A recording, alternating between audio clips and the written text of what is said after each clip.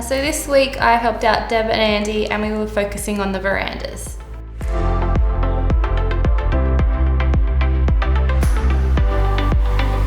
The approach with the veranda this week was keeping it quite historical and keeping it in line with St Kilda and the vibe that's there. Because the building was so old, we had to look at stuff that complemented it historically. All of the teams had to use the same general lighting, which was a custom-made outdoor Chrysler, and that was to keep it quite uniform and quite historically sound. Also, Deb and Andy wanted to use something that worked really well with their theme, and because they were going for something quite coastal, quite boho kind of chic look, they went for a portsea, which is quite classical, but it's also modern.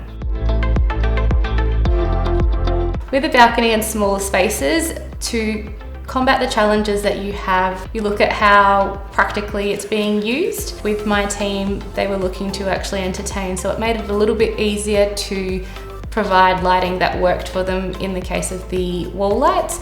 Generally, wall lights are a really good option because they give a lot of non-direct light and allow you to comfortably sit outside, but there are other options as well to help bring out the functionality of that space, so using bunkers or up-down wall brackets as well.